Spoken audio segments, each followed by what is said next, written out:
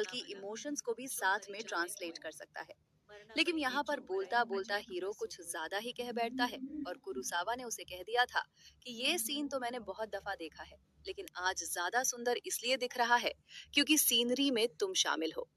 और फिर वो उसे बोल ही देता है कि मैं तुमसे प्यार करता हूँ, मुझे तुम बहुत पसंद हो। इस टाइम पर चामू ही वेट कर रही थी कि उसका ट्रांसलेटर उसे कुछ बताएगा कि इस सामने खड़ा लड़का क्या बोल रहा है, लेकिन वो कुछ भी नहीं बोलता। वो तो जैसे फ्रीज हो गया था। उसे समझ नहीं आ रही थी कि हीरो का कन्फेशन इसे बताऊं या ना बताऊं। शायद वो मन ही मन में खुद भी चामोही को लाइक करता था। लेकिन फिर इन दी एंड जब बहुत सारी सवालिया नजरें उसकी तरफ थी, तो उसे बोलना ही पड़ता है। वो कहता है, मिस चामोही, इसने आपसे प्यार कन्फेश किया है। ये सुनते ही चामूही भी एकदम हैरान रह जाती है और बस इसी शॉकिंग सिचुएशन के साथ ही ये सीन शिफ्ट हो जाता है। हमें एक फ्लैशबैक दिखाते हैं, 1 साल पीछे ले जाते हैं। ये वो टाइम था कि जब होजिन चामूही के लिए काम भी नहीं करता था, बल्कि उससे कभी मिला ही नहीं था। कभी मिला था। उस वक्त वो एक नॉवल राइटर के साथ इंटरप्रेटर बनकर एक कॉन्फ्रेंस में बैठा हुआ था। उसने बहुत अच्छे तरीके से उस राइटर के लिए ट्रांसलेशन की थी। राइटर आखिर में उसे थैंक्स भी बोलता है और एक गिफ्ट भी देता है। वो कहता है कि वो बहुत ज्यादा ब्लंडर्स कर देता है क्योंकि वो बहुत ज्यादा ड्रिंक करता था और होश खो बैठता था, जिससे कई बार गलत बातें बोल देता था। लेकिन ट्रांसलेशन के दौरान हुजिन सब कुछ इतनी अच्छे से संभाल लेता था कि उसे उसके अलावा कोई और इंटरप्रेटर पसंद ही नहीं आता था। जब उसका काम खत्म हो जाता है तो वो अकेले सैर करते हुए या फिर किसी की यादों में डूबा हुआ एक खास जगह पर जाने लगता है। वो जगह एक रेस्टोरेंट थी जो गलियों के बीच बना हुआ बहुत ही पुराना और ट्रेडिशनल स्टाइल का था। इसी दौरान जब हुजिन ट्रेन से सफर कर रहा होता है तो उसी ट्रेन में चामुही भी बैठी होती है। यहाँ पर हुजिन को कुछ पुरानी याद। चामुही का दिल टूटा हुआ होता है। वो यहाँ किसी काम से आई थी, किसी से बदला लेने के लिए। वो रेस्टोरेंट तक पहुंचती है और एक पोस्ट पढ़ते पढ़ते उसे पता चलता है कि यही उसकी डेस्टिनेशन है। यहाँ पर उसे ये पता करना था कि उसके बॉयफ्रेंड ने उससे ब्रेकअप आखिर किस लड़की की वजह से किया। उसे खबर मिली थी कि उसके बॉयफ्रेंड ने यहाँ काम करने वाली एक शेफ की वजह से उससे ब्रेकअप किया था। लेकिन यहाँ लैंग्वेज बैरियर बहुत ज्यादा था। उसे कुछ भी ठीक से समझ नहीं आ रहा था। वो एक ऐप के जरिए बात करने की कोशिश कर रही थी, लेकिन वो ऐप भी सही से काम नहीं कर रहा था।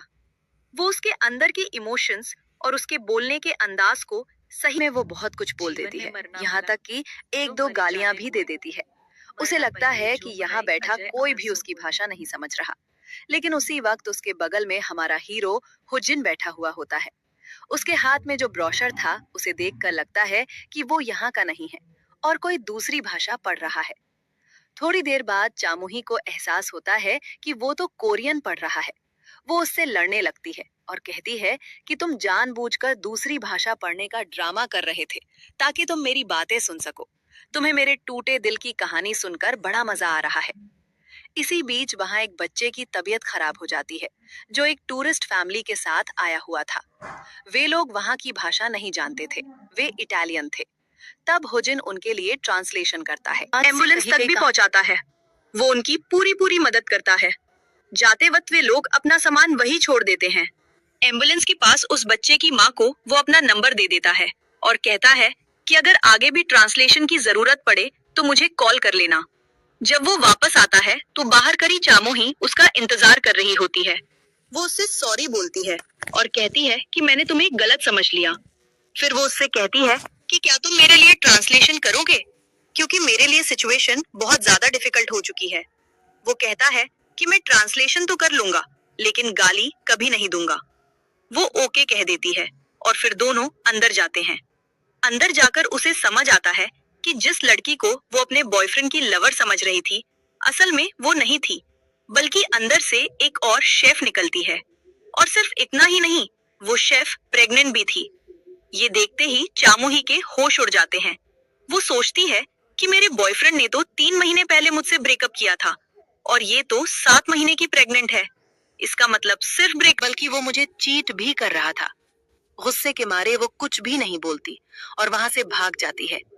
इसी बीच वो लेडी हुजिन को बताती है कि जो इसका बॉयफ्रेंड था वही मेरा पहला प्यार था, लेकिन ये बच्चा उसका नहीं है, बल्कि मेरे एक्स हस्बैंड का है, जिससे अब मेरा डिवोर्स हो चुका है। ये मेरी जिंदगी का बहुत ही मुश्किल समय है। हुजिन बाहर जाता है और चामुही को सारी बात बताता है कि ऐसा हुआ है और तुम्हारे बॉयफ्रेंड का बच्चा उसका नहीं है। अब तुम दोनों का ब्रेकअप हो चुका है, अपना अपना रास्ता अलग कर लो। उनके पीछे पड़कर तुम्हारे जख्म और भी ताजा हो जाएंगे। सब कुछ छोड़ दो। वे दोनों एक दूसरे से प्यार करते हैं और वो लड़का उसका ख्याल रखता है, इसलिए अब उन पर शक करना बंद करो। ये सुनकर चामुही गुस्से में आ जाती है और कहती है कि मैं इतनी दूर यहाँ भटक रही हूँ, लैंग्वेज बैरियर झेल रही हूँ। क्या ये प्यार नहीं है? मेरा प्यार तुम्हें दिखाई नहीं देता और उनका प्यार ही तुम्हें प्यार लगता है। वो कहती है कि मेरे साथ दोबारा चलो, मुझे कुछ और बात करनी है। लेकिन वो कहता है कि मुझे पता है तुम गुस्सा निकालना चाहती हो, उनकी कर निकाल दो। उसके लिए ट्रांसलेटर की क्या जरूरत है? लेकिन वो कहती है कि नहीं, मैं शांति से बात करना चाहती हूँ। अब वो उसे अंदर लेकर जाती है और कहती है कि इसे बोलो कि इसने बेचारी बनकर सिंपैथी गेम खेला और मेरा बॉयफ्रेंड मुझसे छीन लिया। वो बहुत सख्त शब्द बोल रही थी, लेकिन हुजिन उसके शब्दों को वैसा ट्रांसलेट नहीं करता, बल्कि नरमी से उसकी बात ट्रांसलेट कर देता है। इसके बाद वो लड़की जो प्रेग्नेंट थी बहुत गुस्से में आ जाती है और बहुत मीन बातें करने लगती है। वो बताती है कि सच तो ये है कि तुम्हारा बॉयफ्रेंड और मैं एक दूसरे का पहला प्यार है। उसे मुझसे तभी प्यार हो गया था जब वो जापान पढ़ने आया था। अब मेरा पहला प्यार मुझसे किसी और ने छीन लिया। ये दिखाकर कि वो बहुत बेचारी है, उसकी कोई फैमिली नहीं है और उसका बचपन बहुत मुश्किल